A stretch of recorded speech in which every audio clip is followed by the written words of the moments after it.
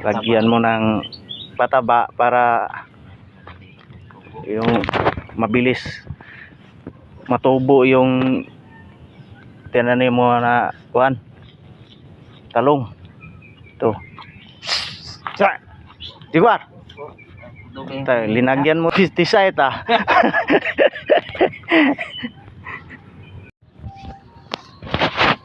Hello mga kapobre, magandang umaga sa ating lahat. Ito na yung seedling niya mga kapobre, transfer na niya sa buho. Ito. Seedling ng talong to mga kapobre. Yan, malaki na. Laki ng seedlings ka. Ito yung kuan, palaya. Ito malaki na rin. Pre, pila ka adlaw ning kuan na ni? Kaya 35 days na rin sa talong. 25 days. Pagkuhan ka ng pagiras. Nga kining palaya, Kuhan, mga 15 days siguro na. 15 days. Kamayari. Oh. Ito mga kapobre yung seedling ng talong. Ito matagal-tagal ito magkuan ka mag seedling. 25 days bago tumubo. Langanin pa kung 15 days. Sa mga 25 days kidiyang kuan. Kani sakto gini dagko di ba? Oh.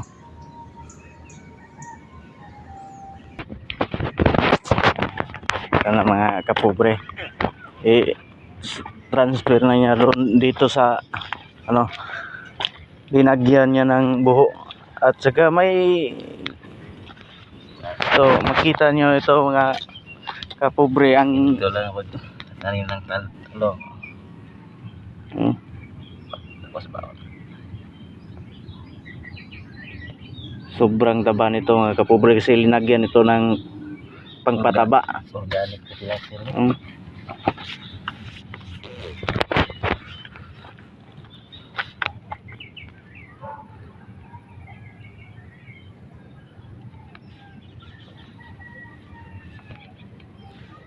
Ito.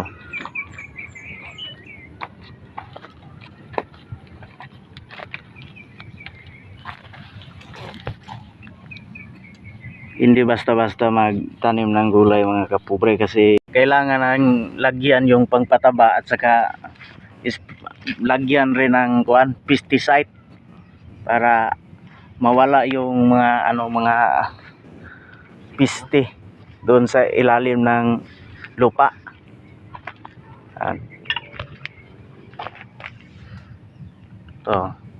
Ito mga August ata to.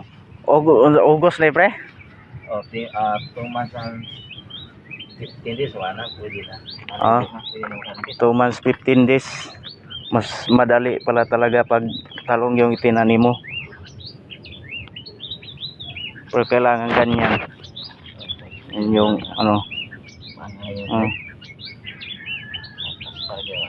lagyan mo ng pataba para yung mabilis matubo yung tinanim mo na kuan talong. Ito. Digwar. Linagyan mo rin ng pesticide ah.